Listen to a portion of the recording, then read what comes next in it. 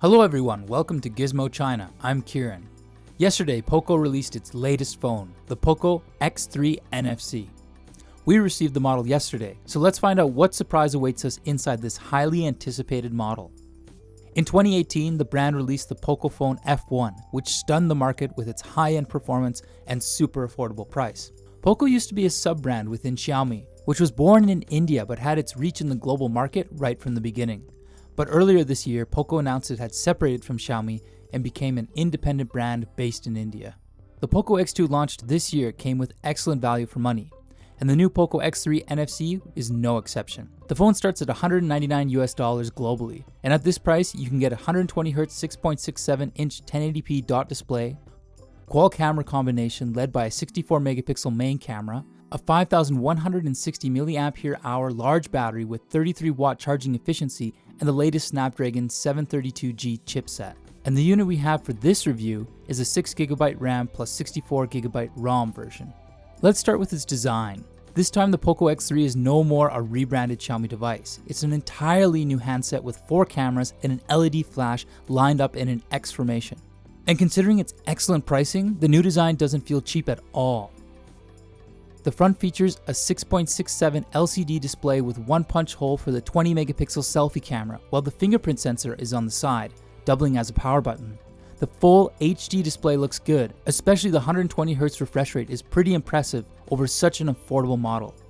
Running the international version of MIUI, the X3 shows pretty decent system fluency.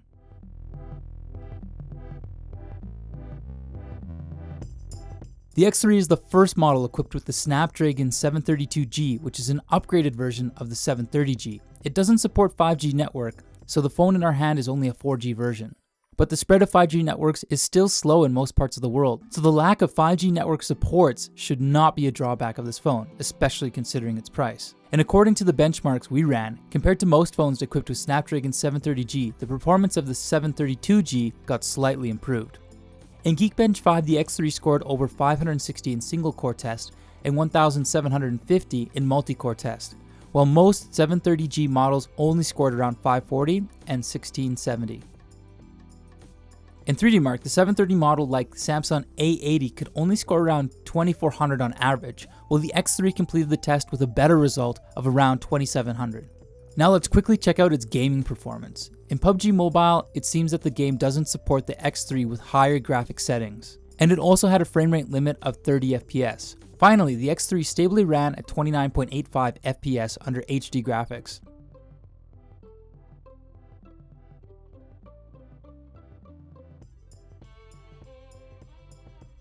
Running Nimian Legends as stress test, the phone could achieve an average frame rate of 24.7 FPS, which is similar to the results of Snapdragon 835 and a bit better than 730G.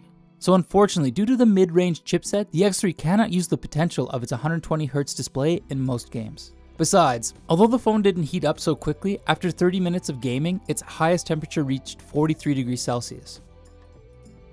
The qual camera combination contains a 64-megapixel AI camera and a 13-megapixel wide-angle camera, a 2-megapixel portrait camera, and another 2-megapixel macro camera. Here I'll simply show you some samples by the cameras, and we will specifically talk about its camera performance in a full review video that is coming soon. Just stay tuned.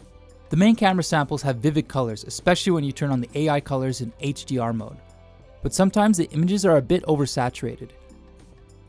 The exposure of main camera is pretty accurate, but when facing high contrast, the main camera did a poor job of removing fringing effect.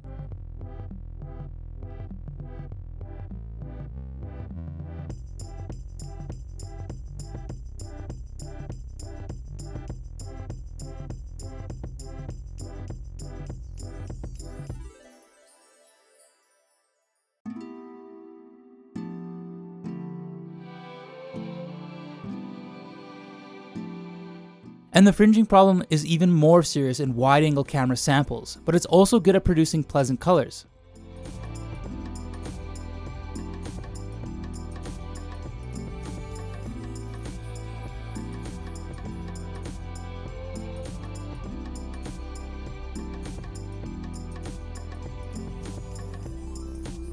The 2-megapixel macro camera can focus on subjects close to 2 centimeters, but there is no HDR option for the macro mode, so the colors of macro samples is quite dull, which looks a bit boring. And the portrait mode does not seem to be good at detecting edges accurately, and the blurring effect is not so natural. As for the night mode, the brightness improvement is pretty remarkable, and we can also see how it balances the exposure between brightness and darkness.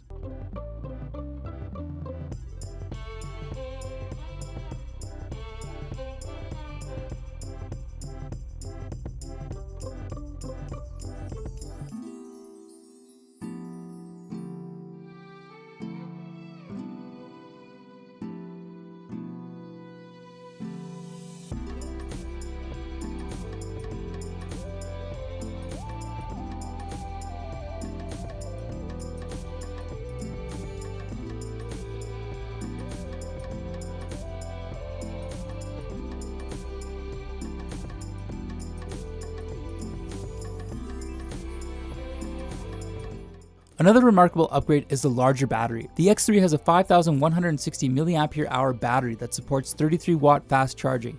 In charging tests, a full charge took us around 1 hour and 10 minutes, which was faster than we expected.